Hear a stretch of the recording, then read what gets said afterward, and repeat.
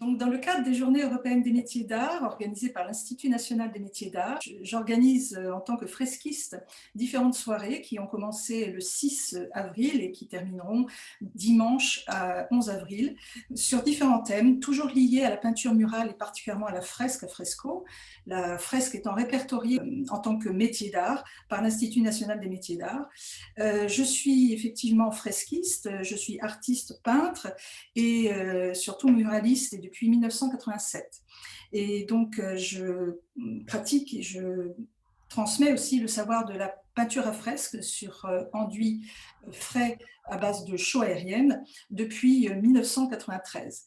Ce soir, j'invite Basile Baudès, qui est historien de l'architecture et qui est aussi collectionneur, qui est un esthète sur différents points. C'est une personne que je connais bien depuis très longtemps et qui a vu aussi mon travail évoluer en tant que peintre et aussi en tant que muraliste.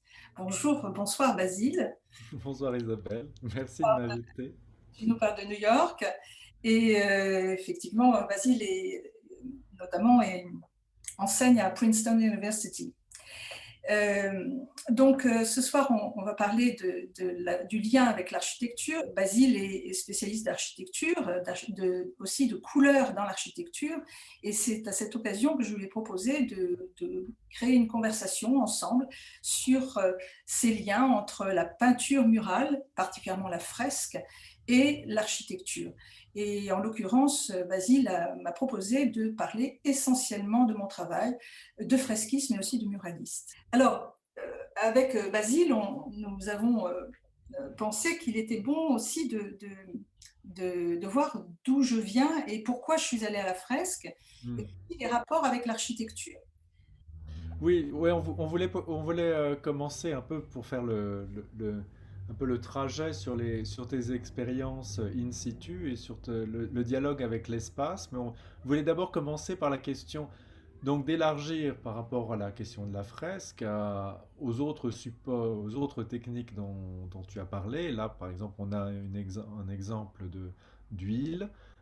Sur un mur, on a une huile sur acier, et justement, ce qui m'intéressait, c'était t'interroger sur la relation entre l'image et un support qui n'est pas un support lisse, qui est un support qui a déjà une histoire. Voilà. Alors, Et comment tu dialogues justement entre, par exemple, si on prend cette chaise, elle est sous un mur qui a perdu une partie de son enduit de plâtre, qui est lui-même, qui n'est pas monochrome, qui n'est pas lisse. Et justement, quel type de dialogue t'intéresse ici? premièrement, les deux peintures que vous voyez là sont des peintures, ce sont mes premières expériences murales. En 1987, et j'ai peint dans cette usine désaffectée qui se situait à Rennes, qui était un lieu d'exposition d'ailleurs à un moment donné, et un lieu aussi de manifestation théâtrale. Cette usine appartenait à la ville à un moment donné. Et donc, j'ai été amenée à peindre, enfin à peindre et à exposer avec d'autres artistes.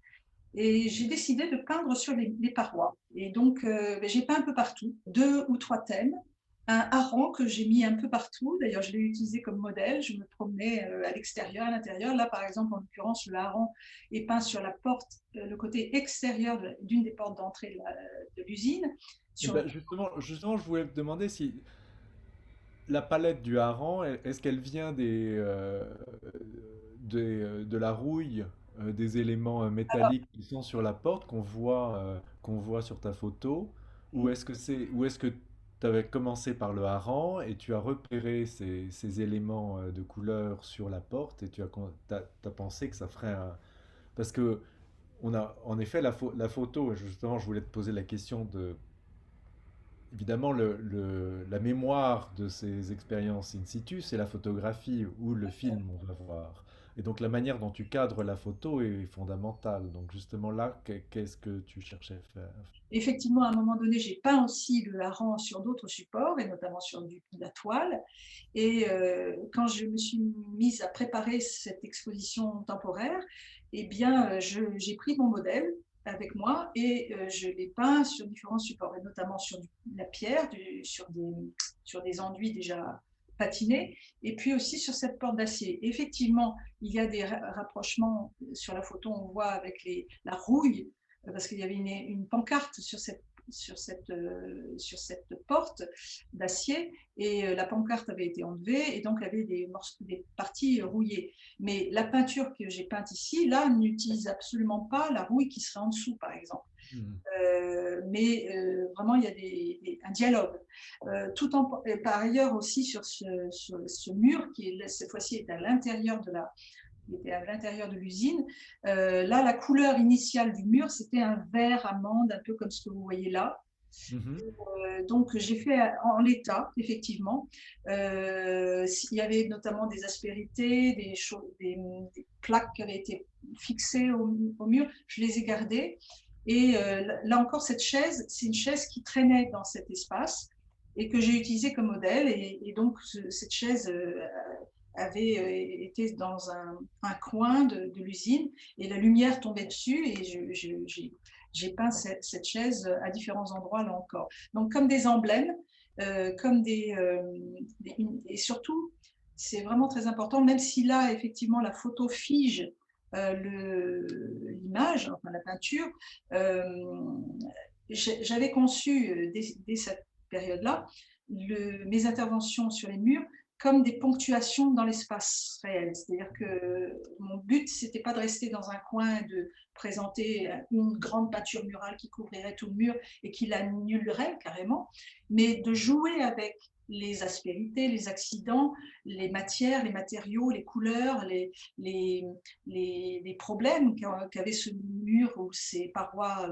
fatiguées, abîmées, et de jouer avec, et puis surtout de prendre en compte l'espace, Mhm. du bâtiment, intérieur, extérieur. Le fait...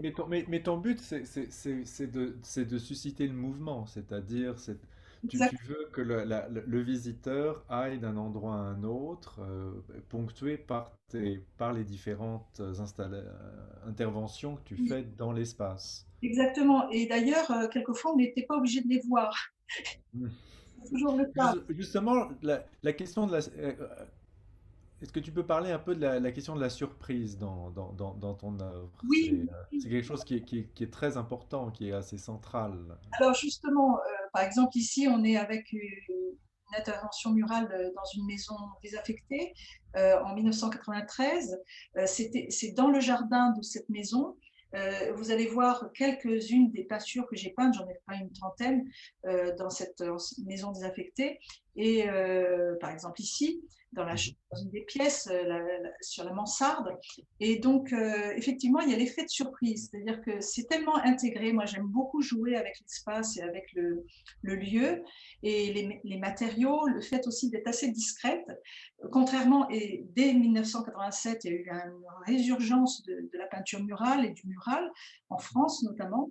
Et très, très souvent, moi, je m'amusais, j'ai un peu l'esprit de contradiction, hein, c'est comme ça, à ne pas couvrir entièrement le support, à vraiment m'insinuer, m'intégrer au support en peignant par exemple cette libellule à l'aquarelle ou ce tigre sur les murs de parois du jardin, et en les intégrant le plus possible.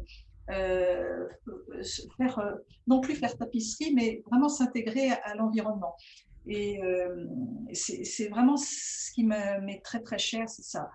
Euh, Mais là, justement, pour revenir à la question de la palette, le choix du tigre et de la palette du tigre, est-ce elle vient non pas de l'architecture, mais elle vient des feuilles mortes, ou est-ce que c'est quelque chose que tu as rajouté après, Les feuilles mortes étaient là, hein, j'ai fait en l'état. J'ai pas rajouté parce que certains de mes confrères pourraient rajouter, par exemple, un tas de feuilles mortes devant leur, la mise en scène, ou est-ce que c'est... il n'y a pas de mise en scène, en tout cas en l'état.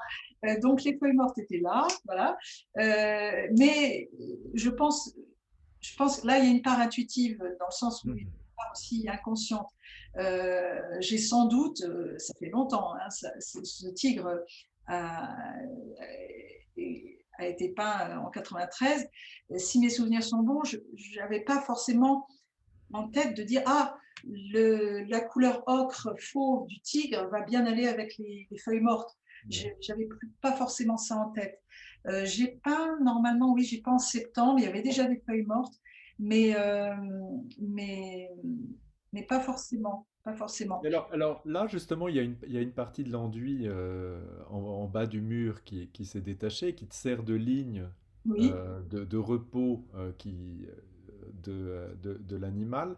Et je me demandais si les travaux qui ont été écrits sur la peinture pariétale préhistorique, sur le fait que justement de jouer et d'intégrer la roche et les accidents de la roche dans le dessin lui-même, c'est quelque chose qui te où tu vois des parallélismes avec ta pratique ah et la oui, manière dont oui, tu oui, penses oui. le Ah ouais, je support. trouve ça fascinant, hein, bien sûr. J'ai même d'ailleurs peint sur des roches. Là, ce soir, je les ai pas montrées parce que il y a trop de choses à voir ensemble, mais peindre sur des aspérités, peindre sur des infractuosités aussi me plaît beaucoup. Et effectivement, là, c'est la grande différence avec l'enduit, même si l'enduit de fresque, je peux le travailler pour créer des textures, tout ça. J'aime beaucoup aussi travailler en l'état et Mm. jouer vraiment avec le support. C'est comme avec du bois, par exemple, derrière, vous avez un tableau sur bois. J'aime beaucoup travailler avec les veines du bois, par exemple.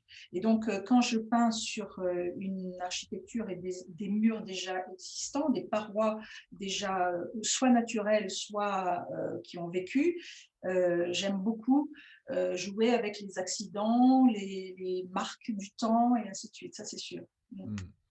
Alors justement, la surprise, elle vient notamment là, la surprise, la prise, la surprise, c'est-à-dire que très rapidement, j'ai pris en compte aussi des endroits qu'on ne regarde pas forcément. Par exemple, une prise ou le bas vers la plainte ou vers un angle de pièce. Ça, c'est quelque chose qui m'est très cher aussi, c'est de jouer avec le regard du spectateur.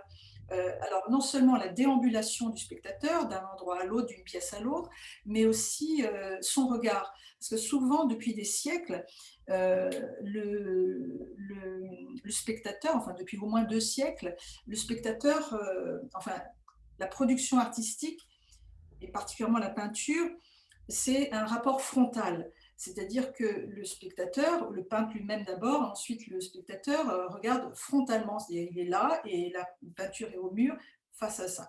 Et donc souvent, les artistes, depuis longtemps d'ailleurs, depuis même l'Antiquité, mettent les scènes importantes au niveau du regard des spectateurs. Et Mm. ce qu'on appelle les historias et autres. Alors qu'en partie inférieure, par exemple dans les sous-bassements, on met des motifs décoratifs relativement neutres. Moi, ce qui m'intéresse, donc dès 1990 et même avant, c'est de jouer avec des endroits et d'intervenir sur des endroits inattendus ou des endroits qu'on méprise ou qu'on ne remarque pas. Et Mm. puis, le regard, à un moment donné, dans la vie quotidienne, ne serait-ce que ça, tombe par surprise, effectivement, sur cette truite qui est peinte sur l'angle de Bah, la pièce. la question de l'angle, elle est formidable ici, parce qu'en effet, la peinture est par définition en deux dimensions, sur une planéité. Et là, en jouant justement avec la possibilité de l'architecture, tu doubles la planéité pour rendre la troisième dimension. Oui, et Et même ça, là encore, c'est un jeu extraordinaire. oui, c'est même ça aussi, c'est même presque à l'envers. C'est-à-dire que là, je creuse et en même temps, je donne une sensation de profondeur. Donc, Mm. c'est assez, ça doit être, c'est tout simple, hein, ma façon de peindre est relativement simple, mais très dépouillée. Mais mon but n'est pas de créer, par exemple, un trompe-l'œil. Mais Mm. Oui, ça, c'est très important de le voilà, souligner. voilà, parce que par exemple, je pourrais exceller dans le rendu véridique de la truite, par exemple, avec son œil, sa texture. Non, c'est pas du tout mon but. Mais par contre, effectivement, il y a un petit hiatus parce que la truite est là posée sur son ventre, sur son flanc. elle est en volume, elle est plus ou moins en perspective, la tête en premier plan, la queue en arrière-plan, et mais Mhm. elle est dans un creux d'une pièce. Et en fait, ça doit venir de mon sens de la contradiction. Donc voilà, c'est ça, je voulais jouer avec ça. Et d'ailleurs, dans ma pratique de peintre sur tableau, il y a eu des répercussions. C'est-à-dire que j'ai peint sur les bords du tableau. C'est-à-dire que Mhm. par rapport à cette histoire de rapport frontal avec le spectateur, hein, une peinture est plate, entre guillemets, et se voit frontalement. Rapidement, sur mes tableaux, notamment celui qui est derrière, eh bien, travaillé aussi sur les bords du tableau, sur les côtés. Et donc, du coup, on peut appréhender les tableaux sur les côtés aussi, sur les bords. Et je pense que ça vient directement de cette expérience murale que j'ai depuis donc 30 ans à peu près, qui m'a fait prendre conscience du fait qu'une peinture peut être dans un angle, sur un coin, pas forcément plaquée sur un mur et frontalement. Est-ce qu'il t'arrive souvent, donc l'idée, pour le tigre, tu disais que c'était quasiment instinctif, tu n'avais pas pensé à la couleur des feuilles quand tu as pensé à la couleur de la robe du tigre, etc. Et je pensais, par exemple, là, juste l'image d'avant de la truite, si tu veux, juste la, la gaine électrique qui passe à travers la truite, est-ce que tu as pensé au jeu de la pêche à la ligne ou de l'évocation de la pêche elle-même, ou est-ce que c'est quelque chose qui est devenu, qui est instinctif et que tu découvres après coup, que les autres découvrent Heureusement d'ailleurs, je pense. Oui, oui, bien sûr, là, j'y avais pas du tout pensé. Déjà, en tant que peintre, notamment fresquiste, on prépare beaucoup, on anticipe, on organise. Et je pense que quand je suis sur l'enduit ou sur un mur ou sur la toile, il y a une part d'intuition très forte que je cherche à laisser libre, à lui donner son rôle aussi. Donc, dans le jardin, parce que aussi à cette époque, déjà, j'ai travaillé à l'intérieur et à l'extérieur de la maison, et il y avait des animaux qu'on retrouvait à l'intérieur comme à l'extérieur. Donc la truite à plusieurs endroits à l'intérieur, et ensuite on la retrouve à l'extérieur.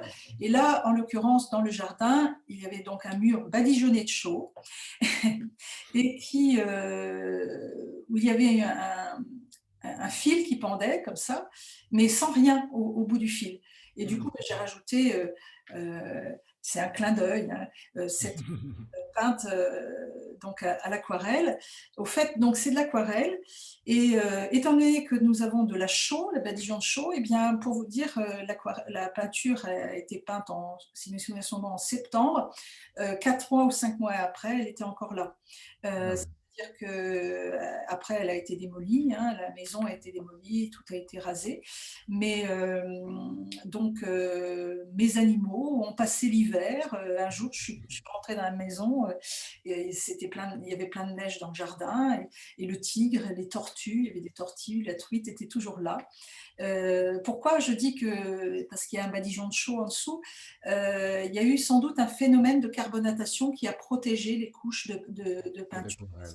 La chaux étant toujours très active, au contact de l'humidité dont tu parlais, Basile, eh bien la carbonatation se réactive. Et donc, ça a dû protéger l'aquarelle.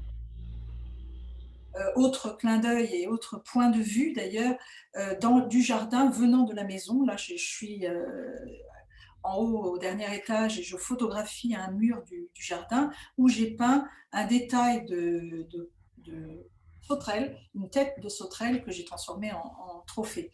Au fait, il y a souvent des animaux la plupart du temps d'ailleurs, quand je peins sur mur, c'est le thème de l'animal qui apparaît. Alors, d'où peut-être aussi encore le lien avec la peinture préhistorique. Je Mhm. pense que c'est un fait anthropologique. Souvent, je peins des animaux sur les parois. Je sais Oui. Oui, bah, oui, c'est intéressant, c'est vraiment pour donner une vie qui entre en symbiose avec l'architecture qui est faite par les hommes, et du coup, c'est la nature qui rentre, mais la nature en mouvement, c'est ça qui est intéressant. Ce sont pas des plantes qui bougent pas, c'est une nature qui est fugitive, qui peut partir parce qu'elle est animale. Alors en l'occurrence, aussi l'animal. j'avais choisi ce thème, là consciemment, de l'animal, parce que cette maison était abandonnée, le jardin était abandonné et cette maison se situait tout près, de la rivière de la Seine et tout près aussi du bois de Boulogne et donc je voulais faire un hymne à cette nature qui avait, envahi le terrain dans tous les sens du terme, quitte à faire venir les tigres du jardin d'acclimatation et autres, que je dessinais d'ailleurs à cette époque-là en direct avec le modèle sous les yeux. Au fait, tout ça est peint à main levée, au fait, pas d'esquisse préparatoire ou autre, hein. Là, j'ai été amenée à plusieurs reprises à peindre sur mur et notamment ici en 96 dans une exposition personnelle que je faisais à Noirmoutier. Et là, je suis intervenue au musée des arts et traditions en fonction des objets de ce musée et des thèmes traités dans ce musée et aussi de l'extérieur, d'où aussi la présence du coquillage et aussi des coquillages que j'ai peints et dessinés et présentés à l'intérieur du musée et aussi à l'extérieur, notamment ici, le mur d'angle de l'église qui est tout près du musée, ou aussi ici, euh, dans, euh, dans les alentours du musée. Et donc là, c'est la texture de l'enduit.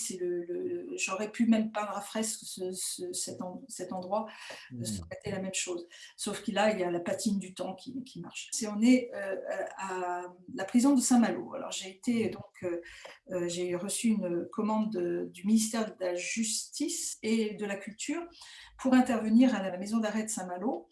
Et donc, je suis intervenue dans les 3 étages de la détention et en évoquant une évolution d'un étage à l'autre, en utilisant le thème bateau, si on peut dire, à Saint-Malo de la mer, et en sous-sol, comme ici avec l'hippocampe, les silhouettes que je représentais, que je peignais sur les murs, étaient des silhouettes d'animaux, d'êtres humains qui se situaient sous l'eau, au premier Hmm. étage au niveau de l'eau et au dernier étage au-dessus de l'eau. Donc il y avait une évolution.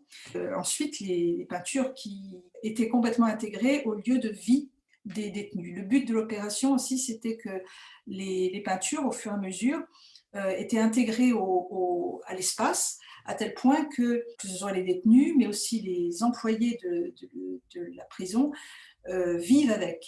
Et 2 ans après ces peintures-là, eh bien, il y a eu une étude du service de réinsertion du Grand Ouest de la France qui a fait cette étude à partir des réalisations de peinture murale que j'ai faites. Eh bien, ils ont détecté le fait qu'il y avait une meilleure entente entre les détenus et une meilleure entente entre les détenus et les employés de la prison. Alors, comment est-ce que ça s'est passé donc, il y a le choix sur les trois niveaux, mais après, à l'intérieur, qu'est-ce qui a déterminé les lieux d'intervention? Est-ce que c'est les parcours? Est-ce que est-ce que c'est la lumière? Les ouvertures vers les lumineuses? Est-ce que c'est le matériel architectural lui-même? Les portes, les filets, ce genre de choses. Qu'est-ce qui est dans quel ordre est-ce que tu as pris en compte l'architecture? Alors, moi, d'une manière générale, quand j'interviens dans un lieu, effectivement, je déambule beaucoup, je prends des notes, je photographie, je filme, je dessine, et je fais en fonction de ce qui se passe. Effectivement, à la prison, les murs étaient bien propres et surtout les murs étaient ocre jaune, comme vous le voyez, et les parois, les portes rouges.